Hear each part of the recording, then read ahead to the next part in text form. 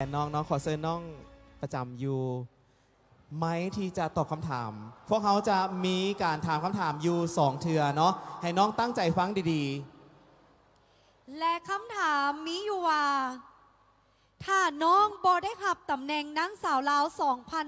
2018 น้องจะวางแผนอนาคตของน้องแนวใดขอย้ำคำถามอีกครั้งหนึ่งเนาะถ้าน้องบอได้ขับตำแหน่งนางสาวลาว 2018 น้องจะวางแผนอนาคตของน้องแนวใดเนาะขอเชิญเจ้าน้องข้อตอบถ้าหากว่าน้องบอได้หับตำแหน่งนางสาวลาว2018 น้องก็จะมีการวางแผนชีวิต โดยการเหียนข้องน้องนั้นก็ต้องดำเนินต่อไป แต่น้องจะนำเอาประสบการณ์อันยิ่งใหญ่ที่กองประกวดมอบให้บ่ว่าจะเป็นความสามารถกิริยามารยาทการเรียนรู้วัฒนธรรมลาวเอาไปเผยแพร่ให้แก่รุ่นน้องและเป็นแบบอย่างที่ดีให้แก่ประชาชน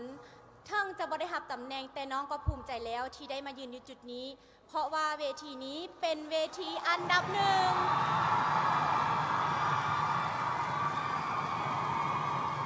เพราะว่าเวทีนี้เป็นเวทีอันดับหนึ่งของแม่หญิงลาวที่ยังคงรักษาวัฒนธรรมฮิตของประเพณีของแม่หญิงลาวเอาไว้และสืบต่อไปข้อขอบใจ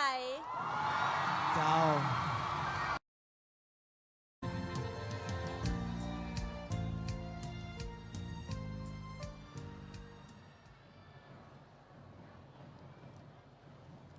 ขอเชิญประจำทีได้เลยเนาะ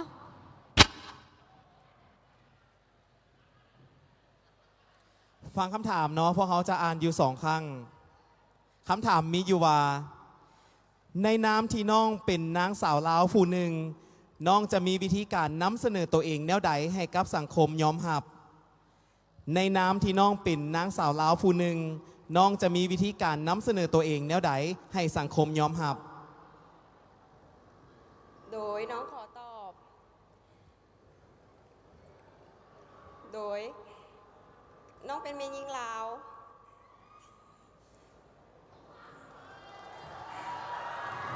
เจ้า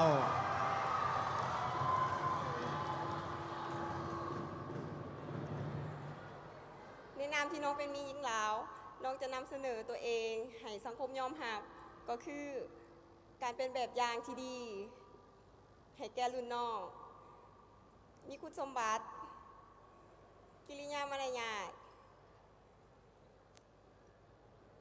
ก่อนอื่นเขาต้องยอมรับว่าในสังคมก็ต้องมีคนปลื้มและคนบ่ปลื้มสิ่งที่เขาได้ก็คือยอมรับและรับฟังสิ่งที่เขาติเตือนและปรับปรุงตัวเองให้ดีขึ้นเพราะคนที่ประสบผลสำเร็จยอมเคยผิดพลาดมาก่อนคนที่บ่ยอมรับความผิดพลาดแม้นคนที่บ่เคยประสบผลสำเร็จขอขอบใจเป็นคำตอบที่น่าประทับใจหลายเนาะเจ้าตอนทับอีทหันเป็นน้องตื่นเต้นน้อยนึงตื่นเต้นแล้วก็เกี่ยมตอบคำถามเนาะถือว่าคำถามเขากินใจทั้งคณะกรรมการแน่นอนเจ้าต่อไปขอเรียนเชิญเลย ML 40เลือกเลยเนาะสำหรับคำถาม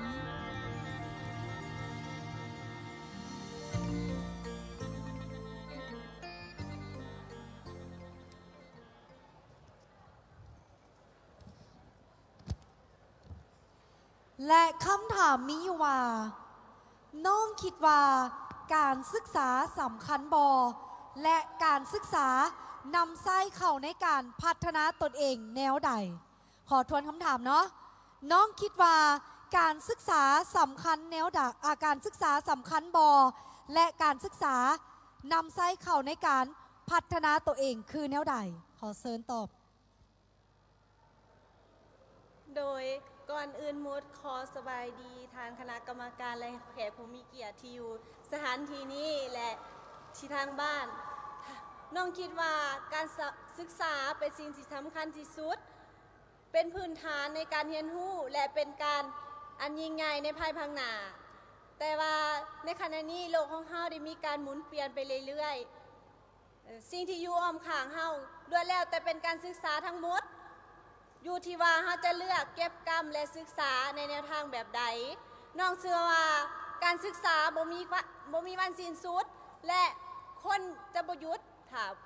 ยังมีลมหายใจขอขอบใจ เจ้า สั่นๆแต่ได้ความหมายเนาะ ประทับใจ ขอหลาย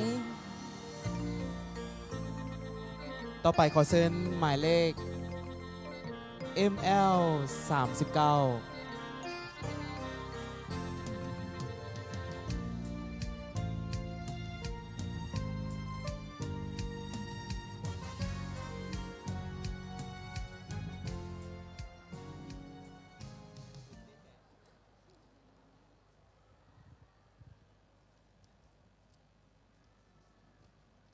คำถามของน้องมีอยู่ว่านางสาวลาวในอุดมคติของน้องหมายถึงความงามหรือความสามารถจงอธิบาย ทวนคำถามอีกทีหนึ่งนางสาวลาวในอุดมคติของน้องหมายถึงความงามหรือความสามารถจงอธิบาย โดยสำหรับน้องแล้วความงามและความสามารถแมนความงามขออภัยความสามารถเป็นหลักและความงามเป็นห้อง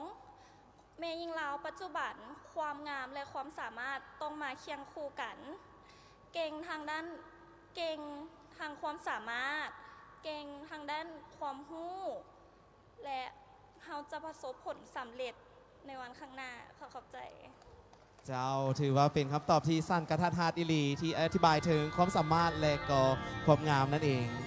เจ้าและก็ ML สุดท้ายเนาะ ML 35ขอเซิร์เลยเนาะซึ่งน้องจะบ่ได้เลือกคำถามเนาะเพราะว่าเพิ่นได้เลือกหมดแล้วเนาะและ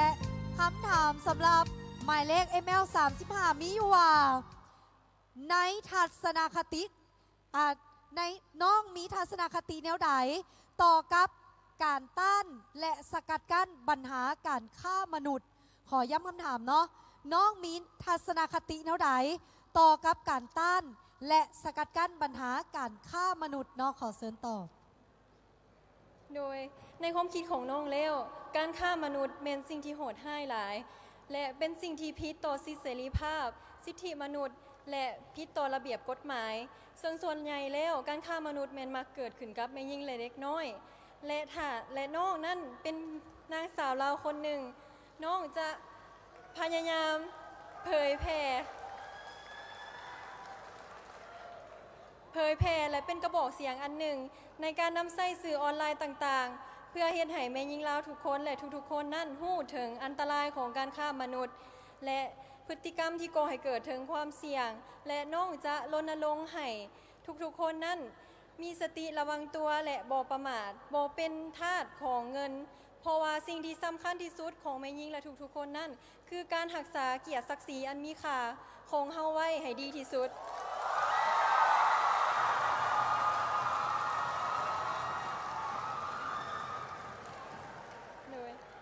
Finally, I would like to thank you everyone that coming here today.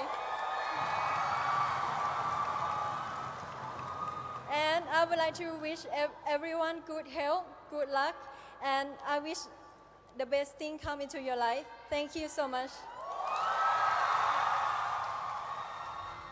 ขอบใจสำหรับน้อง ML 35เนาะตอบได้ถึงเนื้อในของการฆ่ามนุษย์และก็เพื่อนบอกว่าเป็นสิ่งที่เป็นตาย่านที่สุดเนาะสำหรับการฆ่ามนุษย์ปัญหานี้ และในตอนนี้ขอเสียงตบมือดังๆอีกครั้งหนึ่งให้กับทั้ง5หมายเลข